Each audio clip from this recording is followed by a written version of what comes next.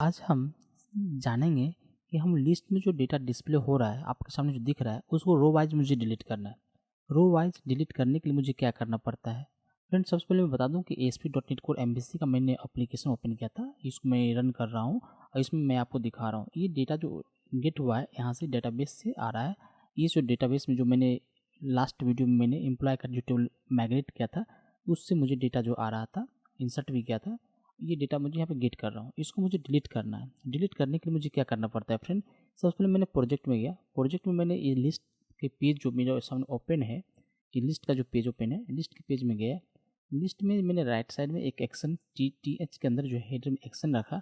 यहाँ पर जो मैंने डिलीट का जो मैंने एक एंकर लगाया हूँ, डिलीट के एंकर में जो फ्रेंड होता है, एक ASP-एक्शन एट्रीब्यूट को यूज़ करते हैं। डिलीट ये एक्शन मेथड है और इसका राउटिंग जो होता है ASP-root-id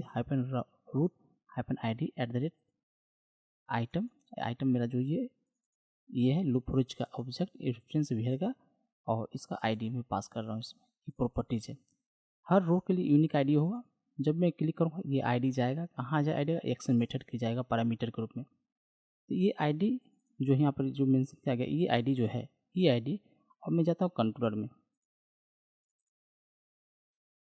तो कंट्रोलर में जाने के बाद आप देख पाएंगे यहाँ पर मैंने डिलीट के लिए स्पेशल मैंने कोड लिखा है। डिलीट के लिए जो मैंने कोड लिखा है यहाँ पे, ये आईडी जो है, ये आईडी आई स्मॉल में और डी बी स्मॉल में। तो यहाँ पर जो आई स्मॉल में डी स्मॉल, ये दोनों मैच होना चाहिए फ्रेंड। ये मैच नहीं होने से आपको आईडी गेट नहीं हो पाएगा। उसके बाद क्या करना पड़ता है फ्रेंड?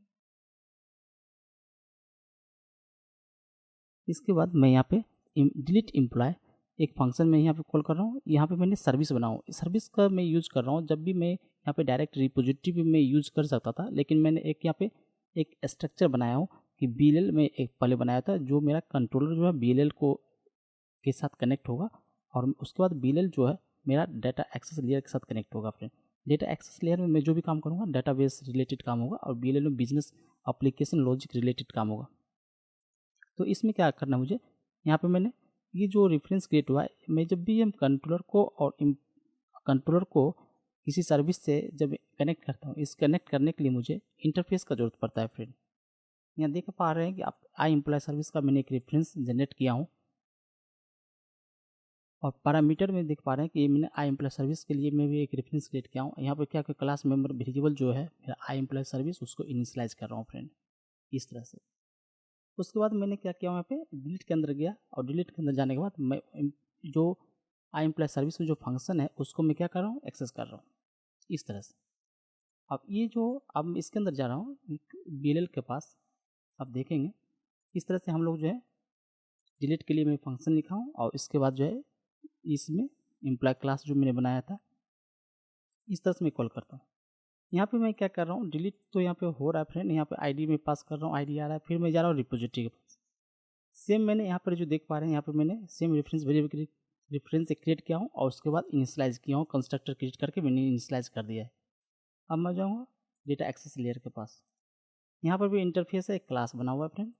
इंटरफेस में डिलीट एम्प्लॉय एंड रिपोजिटरी में जाएंगे। सेम इसी तरह से मैंने फंक्शन कॉल किया है, लेकिन यहाँ पर कुछ अलग है। क्या है अलग है? मैंने DB कॉन्टेक्स्ट को मैंने यहाँ पर क्या किया है, यूज़ किया है। जो डेटा एक्सेस लेयर जो है, यहाँ पे DB कॉन्टेक्स्ट को क्या किया, एक रेफरेंस क्रिएट किया है। यहाँ पे कंस्ट्रक्टर पास किया है एम्प्लॉय रिपोजिटरी का, उसमें मैंने DB कॉन्टेक्स्ट का इनिशियलाइज किया है। आपको करना पड़ेगा फ्रेंड। एंटिटी फ्रेमवर्क हम लोग यूज़ कर रहे हैं। DB कॉन्टेक्स्ट क्लास के बारे में आपको पता होगा। यहाँ पर मुझे डेटा DB कॉन्टेक्स्ट से गेट हो जाएगा एम्प्लॉय का सारा डेटा आईडी के थ्रू। तो सारा एक रो का सारा डेटा आ जाएगा मेरे पास। आने के बाद क्या करूँगा, इसको EMP नल चेक कर लूँगा। यदि आईडी नल नहीं होगा, मेरा जो डेटा जो होगा, ये जो वेरिएबल है ब्लैंक नहीं होगा या नल नहीं होगा, तो उसके बाद मैं क्या करूँगा, इसको FDB context employ remove and employ में EMP पास कर दूंगा। इससे क्या हो जाएगा, डेटा जो भी होगा उसको डिलीट कर देगा। इसके बाद FDB कॉन्टेक्स्ट सेव चेंज हो जाने से क्या हो जाएगा, डेटा मेरा डिलीट हो जाएगा फ्रेंड। इस तरह से हम लोग क्या करते हैं, डिलीट के लिए फ्रेंड हम कोड लिखते हैं। जो भी सर्विस बनाते हैं हम यहाँ पे program.cs फाइल में जाकर रजिस्टर करना पड़ता है फ्रेंड। रजिस्टर नहीं करेंगे वो सर्विस काम नहीं करेगा फ्रेंड। तो इस तरह से हम लोग डिलीट का हम लोग कोड लिखे हैं, और यदि हम इसको डिलीट करते हैं फ्रेंड, आप देखिएगा इसको डिलीट हो जाएगा। यहाँ पे आ गया, आप देख पा रहे हैं यहाँ पे आईडी आएगा, आ गया। ये क्या करेगा, डिलीट कर देगा इसको। कंटिन्यू कर रहा हूँ, डिलीट हो गया फ्रेंड। आप डाटाबेस में जाकर चेक करते हैं इस तरह से,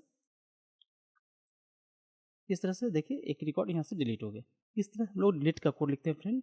यदि आपको वीडियो पसंद आए प्लीज़ चैनल को सब्सक्राइब करें और वीडियो को लाइक करें फ्रेंड।